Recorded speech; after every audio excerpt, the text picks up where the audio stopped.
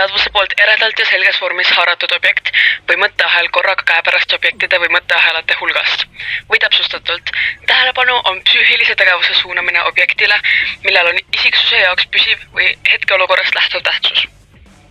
Tähelepanu maht on piiratud infohulgaga, mida suudetakse töödelda töömälu, lapseolemas olevad teadmised ja muu, mis on salvestatud pikaajalises mälus, määravad aga tähelepanu suunatuse. Tähelepanu abil integreeritakse erinevate allikate, näiteks kuuldu ja nähtu ja pikaajaline mälu, info mõtestatud terviku. Eelistatakse tahtmatut ja tahtlikku tähelepanu.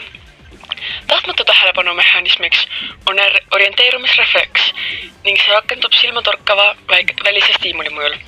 Tahtlik tähelepanu on eesmärgipärane, seda juhib inimene ise lähtuvalt oma plaanidest, eesmärkidest, kavatsustest.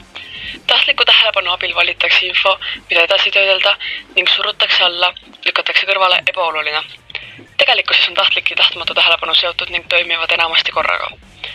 Uurimused täiskasvanute ja lastega on näidanud ka seda, et inimesed ei pööra tähelepanu ega võta vastu informatsiooni, mis on vastuolus nende olemasolevatele teadmiste või uskumustega. Vastupidi, inimesed kalduvad tähele panema seda, mida nad ootavad või tahavad näha ning teevad infohulgast valikuid vastavalt oma eelteadmistele ja hoiakutele. Laste tähelepanu maht on väiksem kui täiskasvanutel ning nad ei suuda seda erinevate ülesannete vahel jagada. Nagu mainitud, segavad lapsi ebaolulised faktorid. Praktiseerides suureneb tähelepanu ja ka töömälu maht. Muutused toimuvad just tänu harjutamisele, mille käigus osa kognitiivset protsesse automatiseerub.